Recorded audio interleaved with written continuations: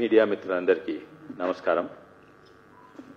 ఈరోజు నేను ముఖ్యంగా విద్యారంగం గురించి మాట్లాడదలుచుకున్నా.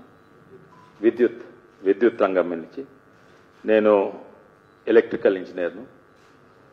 కాళేశ్వరం డిజైన్ అప్పుడు నేను టీఆర్ఎస్ పార్టీలోనే ఉంటుంది. అట్లనే ఎన్నోసార్లు నేను అధికారులతో ఇంటరాక్ట్ అయ్యడం జరిగింది. రెన్యూవబుల్ ఎనర్జీ అయినా, సోలార్ ఎనర్జీ అయినా, లేకుంటే ఎలక్ట్రిసిటీ ట్రాన్స్మిషన్ గురించి అయినా. అయితే ఈరోజు మొట్టమొదలు ప్రస్తుత పరిస్థితి నుంచి వాళ్ళు చెప్పిన క్లెయిమ్స్ అవన్నీ కూడా, తర్వాత వాళ్ళ వైఫల్యాలు, తర్వాత 24 గంటల కరెంట్ వరకు ఈ ఎలక్ట్రిసిటీ మీద డిస్కస్ చేస్తాం.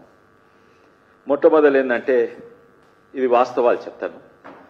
ఈరోజు సరిపోను విద్యుత్ శక్తి మన తెలంగాణలో ఉన్నది.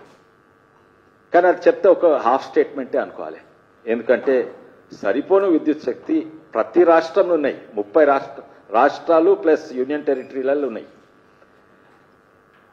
అదే కాక ఇప్పటి సంది కాదు, ఈ క్షణం కాదు, 2015 సంది సరిపోను విద్యుత్ శక్తి మన భారతదేశంలో ఉత్పత్తి అవుతున్నది. అయితే ఇది కొత్తగా ప్రత్యేకంగా తెలంగాణకు సంబంధించింది కాదు. విద్యుత్ రంగంలో తెలంగాణ ముందు పడ్డదంటే భారతదేశంలో ఒక భాగము, భారతదేశం ముంగట పడ్డది, అందులో తెలంగాణ ఒక భాగము. అక్కడ కూడా 24 గంటల కరెంట్ వచ్చే అవకాశం ఉండే, కొన్నిసార్లు వచ్చింది కూడా. అయితే మొట్టమొదలు ప్రస్తుత పరిస్థితి ఏంది? ప్రస్తుత పరిస్థితి ఏంటంటే, డిస్కామ్లకు 45,000 కోట్ల నష్టాలున్నాయి. అదే 2014లో ఈ ప్రభుత్వం రాకముందు 2,281 కోట్లు నష్టం ఉంటే, దాన్ని 45,000 కోట్ల లాసెస్, నష్టాలు ఇప్పుడు డిస్కామ్లకు ఉన్నది. అదే కాక డిస్కామ్స్ ఒకప్పుడు ఆస్తులు బాగుండేది, అప్పులు తక్కువ ఉండేది. ఇప్పుడు ఆస్తుల కంటే మించి అప్పులైనాయి. అండ్ ప్రతి ఒక్కటి అద్దుకు పెట్టిండ్రు. కోలాట్రలో, హైపాతికేషనో అనుకోండి, ప్రతి ఒక్కటి. అంటే పవర్ ప్లాంట్ నుంచి, బిల్డింగ్ల నుంచి, సబ్స్టేషన్ల నుంచి, ట్రాన్స్ఫార్మర్లు, ట్రాన్స్మిషన్ లైను, ఇంకా పోల్లు కూడా. ఓన్లీ మన ఇంటి లోపలికి వచ్చిన కరెంట్ వైర్లు ఇవి తప్ప తక్కిన అన్ని హైపాతికేటెడ్ టు ఈ బ్యాంకు, ఆ బ్యాంకు ఉన్నాయి. కుదువ పెట్టిండు. ఇది 150% అప్పులు పెంచిండు. ఇది సెంట్రల్ ఎలక్ట్రిసిటీ అథారిటీ పాయింట్అవుట్ కూడా చేసింది. అదే కాక ఒకప్పుడు ఇది నంబర్ 1 ఉండే. వెనకట ఆంధ్రప్రదేశ్ ఉన్నప్పుడు విద్యుత్ శాఖలో నంబర్ 1 నేషన్ ఉండే. మెల్లగా అవుతుంది, కానీ ఈ నడుమ మరీ అధ్వానం అయిపోయింది. అయితే నేషనల్ ర్యాంకింగ్ లా C- వచ్చింది. అంటే కింది నుంచి లాస్ట్ అన్నట్టు. ఓన్లీ 3 రాష్ట్రాలు ఇంత అధ్వానంగా ఉన్నాయి, అందులో తెలంగాణ ఒక రాష్ట్రం C-. తెలంగాణ ప్రభుత్వము డిస్కామ్లకు 20,000 కోట్లు ఇచ్చేస్తుంది. 20,871 కోట్లు ఇచ్చేద్దున్నది. అంటే ఈ డిస్కామ్ ఎవరిదయ్యా? డిస్కామ్ ప్రభుత్వందే. అంటే ప్రభుత్వంకే ఆయన ప్రభుత్వము PSUకే ఆయన ఇచ్చేద్దుంది. అంటే తండ్రి పిల్లలకి ఇచ్చేది పోయి వాళ్ళ దగ్గర తీసుకున్నట్టయింది. అయితే ఈ 20,000 కోట్లలో కేవలం ఇరిగేషన్ డిపార్ట్మెంటే 90,268 కోట్లు, 68.21 crores. పంచాయత్ రాజ్ వెనకట 700 కోట్లు ఉండే. ఈ ఇరిగేషన్ కూడా 2014లో 100 కోట్లు ఉండే, 104 కోట్లు ఉండే. దాన్ని 9,268 కోట్లు 0.21. అట్లే పంచాయత్ రాజ్ 2014లో 740 ఉంటే దాన్ని 3,353.14 crores డ్యూస్ ఉన్నాయి. మున్సిపాలిటీ అంటే ముఖ్యంగా మన హైదరాబాద్ మున్సిపాలిటీ అనుకుంటా 123 కోట్లు ఉంటే 2014లో ఇప్పుడు 1,502 కోట్లు చేసిండు. అట్లనే HMWSSB, వాటర్ బోర్డులు ఇవన్నీ కలిసి 332 కోట్లు ఉంటే ఇప్పుడు దాన్ని 2,857 కోట్లు 0.65 చేసిండు. అయితే ప్రతి గవర్నమెంట్ డిపార్ట్మెంట్ ఇప్పుడు డిస్కామ్లకు ముంచుతున్నాయి అన్నమాట. అంటే గవర్నమెంట్నే డిస్కామ్ను ముంచుతున్నది, ఇచ్చేద్దున్నది ఇస్తలేదు. ఇది కూడా అడగాలి మనము. అసలు ప్రగతి భవన్ల బిల్ ఎంత అవుతుంది? ఆ ప్రగతి భవన్ బిల్ కడుతుండ్రా? మీరెవరన్నా ఉంటే కొంచెం RTA వేయండి. ప్రగతి భవన్ బిల్ ఎంత? ఆ ఏసీలకు ఎంత, ఆ హస్కీ కుక్క పిల్లలకు ఏసీ ఉన్నది రూము, ఆ రూమ్కి ఎంత ఖర్చు అసలుకు అదేసి చూడండి. కాళేశ్వరంకు ఇప్పుడు ఇరిగేషన్ నేను చెప్పింది మొత్తం ఇరిగేషన్ డిపార్ట్మెంట్ కాదు, అది ఓన్లీ లిఫ్ట్ల కొరకే. మళ్ళీ వేరే ఇరిగేషన్ డిపార్ట్మెంట్ ఖర్చులు అది వేరే ఉన్నది, నా దగ్గర లేవు ఆ డేటా. అయితే వాళ్ళు అన్నారు కాళేశ్వరంకు 18,000 లక్షల ఎకరాలు పారిస్తున్నారు. ఈ పైసలతోటి ప్రతి ఎకరానికి 50,000 రూపాయలు ఇస్తుండే. రైతులకు ఏం కావాలి?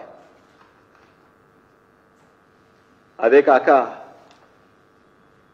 సింగనేరి బొగ్గు SCCL కు వాళ్ళు ట్రాన్స్కో, తెలంగాణ ట్రాన్స్కో 5,000 కోట్లు ఇచ్చేది. అంటే వాళ్ళు బొగ్గుతోటి ఉత్పత్తి చేస్తారు కదా కరెంట్, బొగ్గు తీసుకున్నారు సింగరేణి నుంచి, కానీ వాళ్ళకి పైసలు ఇస్తలేరు. అట్లే తెలంగాణ జెన్కో 2,600. ఇది బొగ్గు మైనింగ్ అవుతుంది, అన్ని పవర్ ప్లాంట్లకు సప్లై చేస్తుంది, తెలంగాణ ఆంధ్ర వేరే రాష్ట్రాలకు కూడా సప్లై చేస్తుంది. అయితే తెలంగాణనే మాక్సిమం ఇచ్చేది, ఆంధ్ర జెన్కో కూడా ఇచ్చేది, వాళ్ళు కేవలం 600 కోట్లే ఇచ్చేది. అయితే మన తెలంగాణ ప్రభుత్వము, మన తెలంగాణ జెన్కామ్లు డిస్కామ్లు మన సింగరేణిని బొందబెడుతున్నారు. తర్వాత అంటారు సింగరేణి ప్రాఫిట్. మన యూనియన్ మంత్రి వర్లు కిషన్ రెడ్డి గారు దీని మీద చేస్తే దుష్ప్రచారము, ఎవరు వాళ్ళ కుటుంబ మీడియా, ఇది ఉందో లేదో, తెలంగాణ టుడే వాళ్ళు అంటారు కిషన్ రెడ్డి గారు ఒక దుష్ప్రచారం చేస్తున్నారు. చెప్పింది ఏంటంటే సింగరేణి ఆర్థిక పరిస్థితులు మంచి లేదు, అక్కడ ఎంప్లాయీస్కు యావరేజ్ ఎంప్లాయీ జీతం ఎంత అంటే 430 రూపాయలు రోజుకొని కిషన్ రెడ్డి గారు అన్నారు. అయితే నెక్స్ట్ డే వాళ్ళ కుటుంబ మీడియాలో నమస్తే తెలంగాణ టుడేలను దేనికి వేసుకుంటే ఏంటంటే కిషన్ రెడ్డి గారిని అబద్ధాలు చెప్తుండు విమర్శించుకుంటా, కిషన్ రెడ్డి గారికి తెలియదు 1,40,000 రూపాయలు ఇస్తున్నాం. అయ్యా వాళ్ళకి లెక్కలు తెలియదా? 1,40,000 ఇంటూ డివైడెడ్ బై 365 అంటే కిషన్ రెడ్డి గారు చెప్పిన దానికంటే తక్కువ వస్తున్నది. మళ్ళీ అంటారు మేము 30 అంటే 430 రూపాయలు రోజు అంటే మన ఇక్కడ పక్క కూలి వాళ్ళకు కూడా 600 రూపాయలు అడుగుతున్నారు. ఇప్పుడు కొంతమంది 1000 రూపాయలు కూడా అడుగుతున్నారు కూలోళ్ళు. మళ్ళీ అంటారు మేము 30% ప్రాఫిట్ ఇస్తాం. 30% ప్రాఫిట్ మాది. మా ప్రాఫిట్ ఎంత అంటే 2,600. అంటే కనీసము 2,600 అంటే కనీసం ఒక 680 కోట్లు వాళ్ళకి ఇవ్వాలి కదా ఎంప్లాయీస్కు. ఇచ్చిండ్రా? ఇయ్యలేదు. అయితే ఇట్లా చూడ దుష్ప్రచారం చేస్తడం, అర్థమెటిక్ తెలవకుండా. ఇది కాక డిస్కామ్లు లోన్స్ తీసుకున్నాయి, ఈ లాసెస్ ఉన్నాయి, ఇంకా లాసెస్ నడుపుతందుకు లోన్స్, అవి ఎగ్జాక్ట్లీ తెలియదు. ఎందుకంటే ఆర్టీఐలు మన రాష్ట్రంలో చక్కగా పనిచేయి. నేను అడిగిందంతా కూడా, నాకు ఇన్ఫర్మేషన్ వచ్చిందంతా కూడా ఆర్టీఐ ద్వారా చాలా తక్కువ వచ్చింది. ఇవి ఎంప్లాయీస్ ఇచ్చిండ్రు, కొంతమంది జర్నలిస్ట్ ఇచ్చిండ్రు, కొన్నేమో నేను నేషనల్ డేటా నుంచి వెరిఫై చేసి ఇక్కడ చెప్తున్నాను. కానీ ఇక్కడ ఆర్టీఐ వేసి చూడాలి, ఎందుకంటే ఇలా తప్పులు ఉంటుండొచ్చు. అయితే మీరు వాళ్ళు ఉత్తరం ద్వారా రాసినా కూడా ఒప్పుకోవద్దు, ఆర్టీఐ ద్వారానే. ఎందుకంటే ఆర్టీఐ ద్వారా వాళ్ళు తప్పు వేస్తే వాళ్ళకు జైలు శిక్ష అనుభవిస్తారు. ఆ ఆర్టీఐకు సమాధానం చక్కగా రావు. ఇన్స్టాల్డ్ కెపాసిటీ అచ్చా డిస్కామ్లు 12,000 crores లోన్ ఉంది కదా, అది ఎవరికి? ఆర్ఈసి అంటే కేంద్ర సంస్థ, తర్వాత పవర్ ఫైనాన్స్ కార్పొరేషన్, తర్వాత కేంద్ర బ్యాంకులు, ఇవన్నీ. అంటే అప్పులు ఇచ్చేది ఎవరు? కేంద్రమే కదా. Installed capacity of Telangana of the power in Telangana after Telangana formation. తెలంగాణలో 7,000 మెగావాట్లు ఉండే ఇన్స్టాల్డ్ కెపాసిటీ. తెలంగాణ వచ్చినాక 18,500 అయినాయి. మంచిదే, ఓ తీరా మీద చూసుకుంటే చాలా గొప్ప చేసిన అనుకుంటాం, కానీ లోతుగా చూస్తాం ఒకసారి. ఆంధ్రాలు ఏంటున్నాయి? ఆంధ్రాలు అంట 9,500 ఉంటే అక్కడ 20,500. అంటే పెద్ద గొప్పేం కాదు, అంతటా పెరిగినాయి, ఇక్కడ కూడా పెరిగినాయి. ఈయన ఒక్కడే చేస్తున్నట్టు మెగావాట్లు. కానీ ఇంకా లోతుగా చూస్తే తెలంగాణలో వచ్చినట్టు మెగావాట్లు అన్ని పాత ప్రాజెక్టులే, ఇంతకుముందు ప్రభుత్వం కట్టినాయే, అవే ఇప్పుడు అవుతున్నాయి. ఈయన చేసింది కేవలము 2. ఒకటేమో కొత్తగూడెము 800 మెగావాట్స్, ఇంకోటేమో భద్రాద్రి 180 మెగావాట్స్. కానీ ఇంట్లో కూడా కొత్తగూడెంలా కట్టినప్పుడు పాతదాన్ని కూలగొట్టిండు. అంటే 720 మెగావాట్ల అది పాతది కూలగొట్టి కొత్తది 800 కట్టిండు. అయితే నెట్ ఎంత కొత్తది కట్టిండి ఈయన మొదలుపెట్టి కట్టిండంటే కేవలము 1100 మెగావాట్లే. తక్కినవన్నీ ఇంతకు ముందున్న ప్రభుత్వాలు మొదలుపెట్టినాయి. 60-70-75% ఖతం కూడా చేసినాయి. ఈయన ఘనత కేవలం ఒక 1100 మెగావాట్లు మాత్రమే. ఇది ఇప్పుడున్న పరిస్థితి. అదే కాక మన డిస్కాంలే ముంచుడు కాక పక్క రాష్ట్రం డిస్కాంలను పక్క రాష్ట్రం జన్కాంలను ముంచుతున్నాడు. ఛత్తీస్గఢ్తో ఒప్పందం చేసుకొని పాపం వాళ్ళ చెవుల పువ్వు పెట్టిండు. వాళ్లకు దాదాపు 3000 కోట్లు ఇవ్వాలి. వాళ్ళు కేసు పెట్టిండ్రు మన ప్రభుత్వం మీద. ఓ కేసు పెట్టిండ్రు ఏంటంటే మీరు కొంట అనేది కొంటలేదు, ఎందుకంటే ఓ ఒప్పందం రాసుకున్నాడు. ఏం ఒప్పందం రాసుకున్నాయినా అంటే ఛత్తీస్గఢ్ నుంచి ఇక్కడికి ట్రాన్స్మిషన్ లైన్ లేవు, అయినా అక్కడ ఛత్తీస్గఢ్లో పవర్ ఉత్పత్తి ఎక్కువ అవుతుంది, అగ్వల్ల దొరుకుతుంది, నేను నీ దగ్గర కొంటా అని ₹3.50 ఒప్పందం చేసుకున్నాం. కానీ ఒప్పందం అంతా రాసింది, కానీ యాక్చువల్ ఖర్చు పడేది ట్రాన్స్మిషన్ తోటి అది ₹5.5-6 కంటే ఎక్కువ అవుతున్నది. ఎందుకంటే ఆ ట్రాన్స్మిషన్ లైన్ వేపించి ఆ ట్రాన్స్మిషన్ లైన్ వాడినా వాడకున్నా ఏడాదికి 400 కోట్లు కట్టాలి. ఇవన్నీ చూస్తే అక్కడి నుంచే ఎక్కువ అవుతున్నాయి. అయితే ఛత్తీస్గఢ్నే ముంచి ఇప్పుడు దేశాన్ని ముంచదలుచుకుండా తెలియదు. కానీ ఇప్పుడు వచ్చిన ఉత్పత్తి ఒక 2 నిమిషాలు వెనుకకు పోయి చూస్తే 2015 మోడీ ప్రభుత్వం వల్ల, దాని ముందు అంటే మోదీ ప్రభుత్వం వచ్చింది 2014లో, కేసీఆర్ ప్రభుత్వం ఎక్కడొచ్చింది. కానీ పవర్ రిఫార్మ్స్ అనేది పివి నరసింహారావు గవర్నమెంట్లో మొదలైనవి. అప్పటి సంది పవర్ రిఫార్మ్స్ వస్తూ ఉన్నాయి.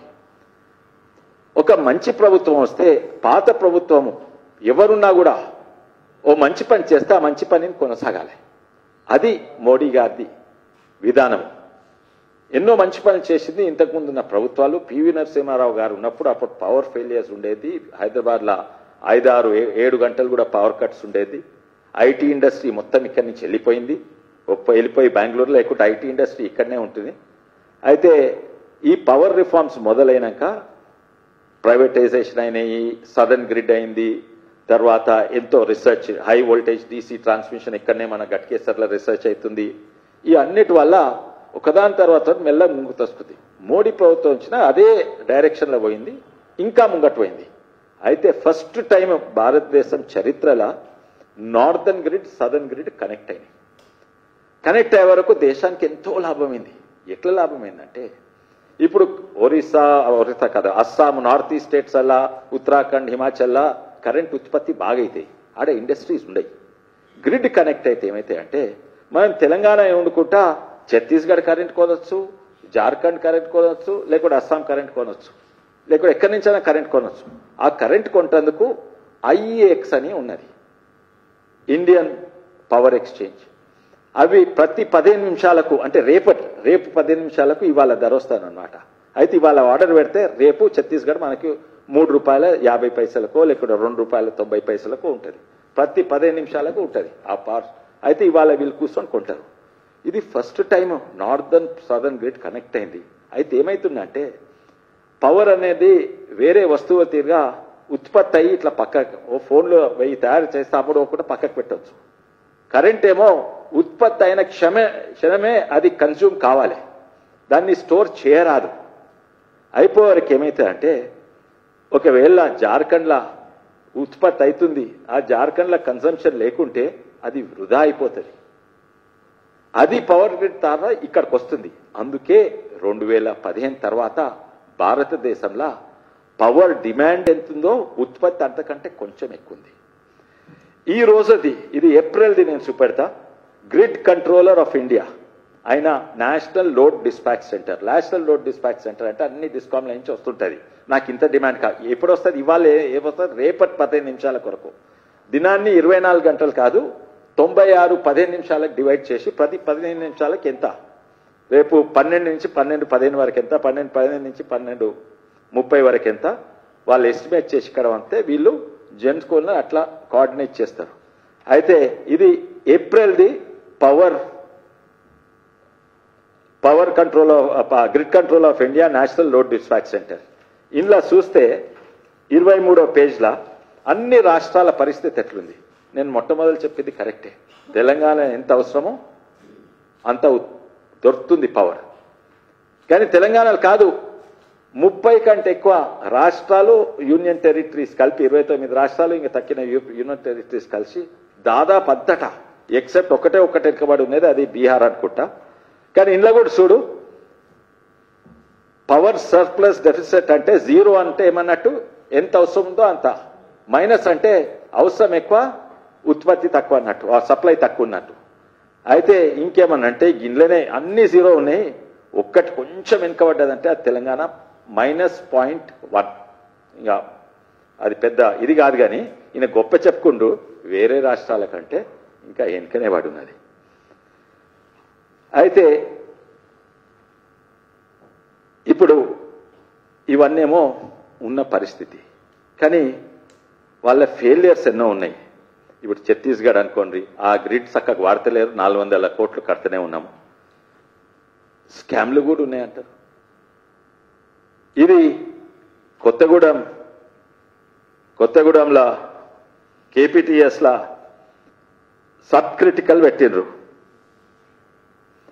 సబ్ క్రిటికల్ అంటే బొగ్గుతోటి ఇన్ని యూనిట్లు ఉత్పత్తి కావాలి, సబ్ క్రిటికల్ తక్కువ అవుతుంది, సూపర్ క్రిటికల్ ఎక్కువ అవుతుంది. దేశవ్యాప్తంగా మోడీ గారు ఇప్పటిసన్ని మన ఆ టెక్నాలజీ మన దగ్గర ఉండే, వెనకట్ లేకుండే మన టెక్నాలజీ, సూపర్ క్రిటికల్ టెక్నాలజీ. ఇప్పుడు బిహెచ్ఎల్ దగ్గర కూడా ఉన్నది. అయితే ఇప్పుడు సూపర్ క్రిటికల్ టెక్నాలజీ మన దగ్గర ఉంది, తక్కువ బొగ్గుతోటి ఎక్కువ ఉత్పత్తి అవుతుంది, వేస్టేజ్ తక్కువ ఉంటుంది అని చెప్పిండు. కానీ ఈయన వద్దు, ఈయనేమన్నాడు సబ్ క్రిటికలే చేద్దాము, అది బిహెచ్ఎల్ దగ్గర కొన్న టర్బైన్స్, పాత టర్బైన్లు. ఎందుకయ్యా మంచి కొత్త టర్బైన్స్ ఉన్నప్పుడు పాత టర్బైన్స్ ఎందుకు కొంటారు? ఏదో కుछ గడబడైనా ఏంది అని చూస్తే ఇండియా బుల్స్ అనే సంస్థ పాత వెనకట ఆర్డర్ ఇచ్చింది, 4000 కోట్లదో ఎంతో ప్రాజెక్ట్ పెట్టి 1000 కోట్లో ఎంతో అడ్వాన్స్ ఇచ్చింది. ఇవన్నీ ఇన్వెస్టిగేషన్ చేయాలి, ఎగ్జాక్ట్ సంఖ్యలు బయటికి రావాలి. అయితే ఇండియా బుల్స్ అనే ప్రైవేట్ వ్యవస్థ వాళ్ళు పవర్ ప్రాజెక్ట్ కొరకు టర్బైన్స్ చేయమని బిహెచ్ఎల్స్కి అడ్వాన్స్ ఇచ్చిండ్రు. కానీ అది బ్యాంక్రప్ట్ అయ్యే వరకు ఆ ప్రాజెక్ట్ అమాండన్ చేసిండ్రు. ఇప్పుడు ఆ టర్బైన్స్ ఉన్నాయి కదా, వీళ్ళు అడ్వాన్స్ ఇచ్చిండ్రు, అడ్వాన్స్ వాపస్ రావు. అయితే కేసీఆర్ దగ్గర పోయిన అనుకుంటా, ఇవి మా టర్బైన్స్ కొను అంటే గవ్వే పాత టర్బైన్స్ కొన్నాడు. గా టర్బైన్సే ఇప్పుడు వాడుతున్నాం. నిజంగానా దోకాయింది, అందరు దోకాయిందని, కానీ తెలంగాణ ప్రజలకు ఎందుకు దోకాయిస్తారు? అయితే ఇవి ఆర్టీఐ ద్వారానే మాకు సమాధానం కావాలి. మేము ఆర్టీఐలు పెడుతున్నాము. మీరు కూడా ప్రెస్ మిత్రులకు కూడా ఈ అన్ని విషయాల మీద, ఈ అన్ని సంఖ్యల మీద ఆర్టీఐలు పెట్టండి. అండ్ మాకు కరెక్ట్ సమాచారం వస్తలేదు, మాకు దొరికిన సమాచారం మేము చెప్తున్నాం. అండ్ దీంట్లో వాస్తవాలు ఉన్నట్లని నా నమ్మకం ఉన్నది. అయితే సబ్ క్రిటికల్, ఇదే కాక అక్కడ ఎట్లయితే కాళేశ్వరం పంపులు మునిగినాయో కొంచెం యాదికున్నది, కానీ చాలా మందికి మన శ్రీశైలంలా మోటార్లు కాలినాయి, టర్బైన్లు కాలినాయి. 2 ఏళ్ళు ఆయన ఆ టర్బైన్లు కాలితే ఏమవుతాయంటే ఉత్పత్తి కారాదు. 3 టర్బైన్లు ఒక్కొక్కటి 150 మెగావాట్లది. 2 సీజన్ల వానకాలం అయిపోయింది, ఆ నీళ్లు వేస్ట్ పోయినాయి, కరెంట్ ఉత్పత్తి కాలేదు. ఇంకా పైసలు తీసుకొని బయట నుంచి మనం కరెంట్ కొన్నాం. ఇది మెయింటెనెన్స్, రిపేర్ లేదు, మెయింటెనెన్స్ లేదు. ఇప్పుడు మొన్నటి వరకు జర్నలిస్ట్ ఓనిస్తే లేకుండా, నేను ఓదాం విజిట్ చేద్దాం శ్రీశైలం కంటే ఇప్పుడు 6 నెలల కింద నన్ను ఓనియలేదు లోపలికి. తర్వాత ఎవరినో జర్నలిస్ట్ అంటే అక్కడనే లోకల్ ఎవరిని ఓనిస్తలేరన్నారు.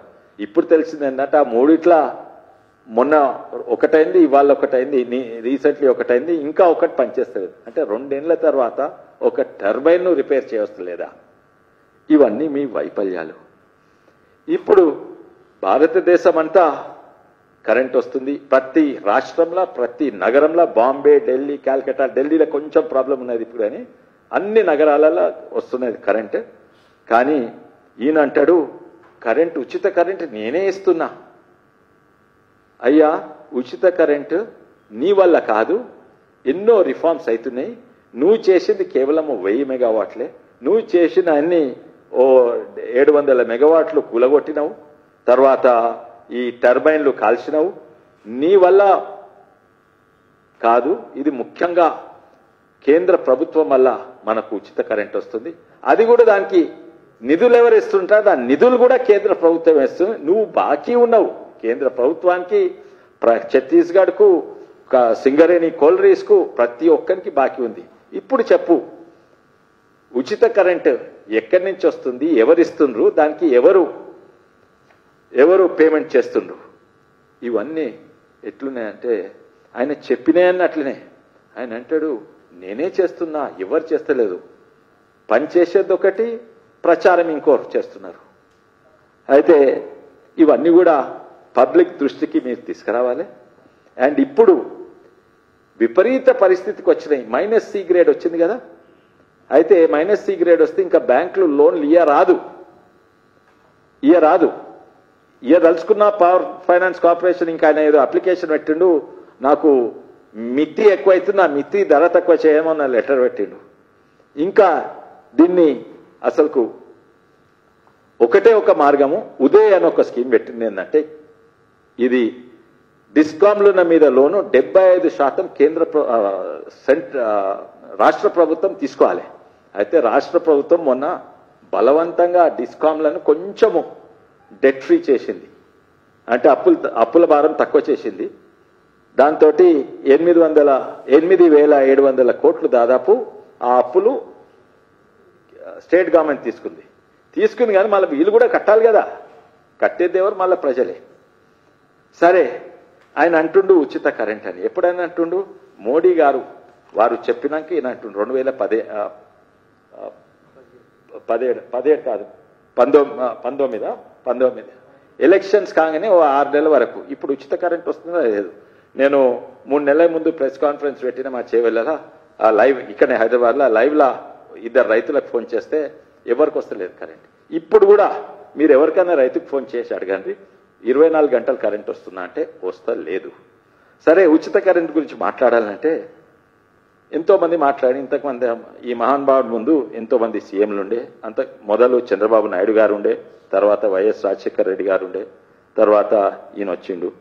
చంద్రబాబు నాయుడు గారు ఉన్నప్పుడు ఒక్క హెచ్పికి ఏడాదికి 150 రూపాయలు ఫిక్స్డ్ కాస్ట్ పెట్టేది రైతులకు, ఉచిత కరెంట్ కాదు. ఆయన ఎప్పుడు కూడా నేను ఉచిత కరెంట్ ఇవ్వాలని చెప్పుకోలేదు. ఒక్క హెచ్పికి 150 రూపాయలు ఏడాదికి, అది 9 గంటలు పవర్ ఇస్తా అన్నారు. అయితే నేను రైతులు అనుకో, నా దగ్గర 5 హెచ్పి 5 హెచ్పిల మోటార్ ఉంటే 5 × 150 అంటే 750 రూపాయలు నేను ఏడాదికి కడితే నాకు 9 గంటలు కరెంట్ వచ్చేది. ఇది చంద్రబాబు నాయుడు గారి స్కీమ్. వైఎస్ఆర్ గారు వచ్చినప్పుడు ఆయన ఉచిత కరెంట్ అన్నారు, కానీ నేను అది మాఫ్ చేస్తా అని మాఫ్ చేసిండు. ఏది 750 రూపాయలు 150 రూపాయలు మాఫ్ చేసిండు. ఉచిత కరెంట్ ఇస్తా కానీ కేవలం 7 గంటలే ఇస్తాను మేము ఇచ్చేది. దాని తర్వాత కొంచెము భారం ఎక్కువ, కాస్ట్ ఎక్కువ పడుతుంది గవర్నమెంట్, కానీ ఒక్క హెచ్పికి 20 రూపాయలు. చంద్రబాబు నాయుడు గారు 150 ఉంటే ఈయన 20 రూపాయలు చేసిండు. అంటే 5 హెచ్పి మోటార్ ఉంటే నేను 100 రూపాయలు కట్టాలి ఏడాదికి. 100 రూపాయలు కడితే నాకు 7 గంటలు ఉచిత కరెంట్ వచ్చేది. ఇది వైఎస్ఆర్. ఇప్పుడు కేసీఆర్ ఉచిత ప్రభుత్వం అంటే నిజంగానే మీరు ఆశ్చర్యపోతారు. ప్రజలు ఎట్లా నమ్ముతున్నారు? గొర్రెల మంద తిరిగి అటుది అందరూ ఒకటే దిక్కు నమ్ముతున్నారు. కేసీఆర్ ఉచిత పవర్ అంటే ఆయన ఏమన్నాడు? 9 గంటలు అన్నాడు. కొన్ని రోజులు ఇచ్చిండు. అదే 2014 ఇయ్యలేదు, ఎందుకంటే లేకుండే. 2015లో ఎప్పుడైతే అంతటా ఎక్సెస్ కరెంట్ ఉండేనో అప్పుడు నార్త్ ఈస్ట్ గ్రీన్ నుంచి ₹80 కూడా యూనిట్ రేట్ అంత తక్కువ ఉండే, అండ్ కరెంట్ ఎక్సెస్ ఉండే. అప్పుడు కొన్ని రోజులు 24 గంటలు కరెంట్ ఇచ్చిండు, దేశవ్యాప్తంగా ఉండే, అండ్ అది కూడా ఉచితంగా ఇచ్చిండు. కానీ ఇప్పుడేం చేస్తుందంటే డెవలప్మెంట్ ఛార్జెస్, తర్వాత సర్చార్జెస్ అని పొలంలోనేమో 20 రూపాయలు ఛార్జ్ చేస్తున్నాడు. అంటే వైఎస్ఆర్ రేట్ 20 రూపాయలు హెచ్పి కంటే 5 హెచ్పి మోటార్లకు 100 రూపాయలు పొలంలో, అంటే 100 రూపాయలు ఇవాళ రేపు ఇంకా ఉచితంగానే అనుకోవచ్చు, ఫ్రీ అని అనుకోవచ్చు. కానీ అది పొలం పోతే మళ్ళీ ఇంటికి వస్తే ప్రతి రైతుకు ఉత్త పొలంలో ఉండదు కదా, ఇంట్లో ఉంటాడు కదా, ఇంట్లో 3000 రూపాయలు డెవలప్మెంట్ ఛార్జ్, సర్చార్జ్. ఇది మన తెలంగాణ ఉచిత కరెంట్ అంటే, ఇది మన తెలంగాణ 24 గంటల కరెంట్ అంటే. 24 గంటలు కాదు, ఉచిత కరెంట్ కాదు. ఈయన ఏంటంటే కూలగొట్టేది ఎక్కువ ఇష్టం ఈయనకు, అందుకే అది కూలగొట్టి ఒకటి కట్టిండు. చిన్న కథ నేను ముగింప ముందు, ఒక చైనా చక్రవర్తి ఉండే, ఆయన్నే గ్రేట్ వాల్ ఆఫ్ చైనా కట్టిండు. అంటే అది వేలాది కిలోమీటర్ల కోట కూడా. కానీ ఆయన్నే ఫస్ట్ ఒక చిన్న రాజ్యాలను కలిపి పెద్ద సామ్రాజ్యం చేసిండు. చేసినాక ఆయనకు నేను సామాన్యుని కాను, నేను పెద్ద మనిషిని అని ఏమన్నానంటే, హిస్టరీ బిగిన్స్ విత్ మీ, అంటే నాతోతే చరిత్ర మొదలు కావాలి, నేనే అన్ని చేసిన, ఎవడూ ఏమి చేయలేదు. ఆ యాటిట్యూడ్ ఈయనకు వచ్చింది. అయితే ఆయన చేసుడు కూడా ఏం చేసిండు, అప్పుడు గ్రేట్ వాల్ ఆఫ్ చైనా కట్టినప్పుడు తక్కిన అన్ని కూలగొట్టిండు. ఎందుకంటే చరిత్ర ఆయనతోటే మొదలు కావాలి కదా. అందరు రచయితులను, కళాకారులను, వీళ్ళందరినీ రచయితులు అందరినీ సంపేసి గ్రేట్ వాల్ ఆఫ్ చైనా కింద బొందబెట్టిండ్రు. ఎందుకంటే హిస్టరీ బిగిన్స్ విత్ మీ. అన్ని భవనాలు కూలగొట్టిండు. ఈ మహాశయుడు కూడా ఆ పాత మెగావాట్ కూలగొట్టి 770 కొత్తది పెట్టిండు, అది కూడా పాత టెక్నాలజీ తోటి. తర్వాత ఈడ ఇరిగేషన్ భవన్ను ఎర్రమంజిల కూలగొట్టదలుచుకుండు, ఉస్మానియాను కూలగొట్టదలుచుకుండు, ఆపిండుగా హెరిటేజ్ వీళ్ళందరూ కలిసి. వరంగల్ జైలు అయితే కూలగొట్టేసి కొత్తగా కట్టిండు, ఇక్కడ సెక్రటేరియట్ కూడా కూలగొట్టి కొత్త కట్టిండు. ఎందుకంటే ఎవరన్నా చరిత్రల ముంగట చూస్తే ఎవరు చేసిందా అంటే నేనే చేసినా అని. అందుకే బహుశా ఎంతోమంది జర్నలిస్ట్ వెనకబడి ఎంతోమంది జర్నలిస్టులను, యూట్యూబ్ ఛానళ్లను జైలు వేస్తుండు. ఎగ్జాక్ట్ సేమ్ యాటిట్యూడ్, పోలికలు అన్నీ కలిసినాయి. కానీ ప్రజలకు చైతన్యం రావాలని మేము ఈ కార్యక్రమం పెట్టినాము. ప్రతి రంగంలో లాస్ట్ ఉన్నారు. విద్యారంగంలో అన్నిట్లా లాస్ట్ మీకు తెలుసు. మహిళల బాత్రూంలు చూడండి, స్కూళ్ళల్లో, వైద్యారంగంలో చూడండి. ఆ బస్తీ దవాఖానాకు పైసలు ఇచ్చేది ఎవరు? 60% కేంద్ర ప్రభుత్వం. బస్తీ దవాఖానా డాక్టర్ల జీతాలు ఇచ్చేది ఎవరు? 60% కేంద్ర ప్రభుత్వం. ఏది రూపాయి బియ్యం అయినా ఆయన్నే ఇస్తున్నా అంటాడు, మద్దతు ధర అయినా ఆయనే ఇస్తుంటాడు. ప్రతి ఒక్కటి ఇంక్లూడింగ్ ఇవైతే తెలిసిపోయినాయి. మద్దతు ధర ఎవరు ఇస్తుండో తెలిసిపోయింది రైతులకు. ఇప్పుడు రైతులు ఆయన నమ్ముతలేరు. కానీ ఎలక్ట్రిసిటీల కూడా ఉచిత కరెంట్ వస్తుందంటే మోడీ వల్ల, ఉచిత కరెంటు ఉచితంగా వస్తుందంటే దాని పైసలు కేటాయించేది కూడా కేంద్ర ప్రభుత్వమే అని మీ అందరికీ తెలియజేస్తానని చెప్తున్నాము. మా విజ్ఞప్తి ఏంటంటే, మీరు జర్నలిస్ట్గా ఎన్ని ఆర్టీఐలు వేస్తే అంత మంచిగా. ఆర్టీఐ ద్వారా వచ్చేది 100% కరెక్ట్ ఉంటుంది. వాళ్ళు ఉత్తరం ద్వారా రాసినా, వాళ్ళ ప్రెస్ మీట్ పెట్టి చెప్పినా కూడా అన్ని అబద్ధాలు ఉంటాయి. ఆ అబద్ధాలు చెప్తే ఎవరు జైల్లో పడరు. కానీ ఆర్టీఐ అయితే కరెక్ట్ ఇన్ఫర్మేషన్ ఉంటుంది. హాయ్ ఫ్రెండ్స్, మా టుడే టుమారో యూట్యూబ్ ఛానల్ చూస్తున్నందుకు చాలా థ్యాంక్స్. మరిన్ని లేటెస్ట్ వీడియోస్ కోసం వెంటనే సబ్స్క్రైబ్ చేయండి. అలాగే ఈ బెల్ ని కూడా రింగ్ చేసేయండి. మా నోటిఫికేషన్స్ అన్ని మీ మొబైల్లో వస్తాయి. అలాగే మా వీడియోస్ మీకు నచ్చితే లైక్ చేయండి, షేర్ చేయండి, నచ్చకపోతే కామెంట్ చేయండి.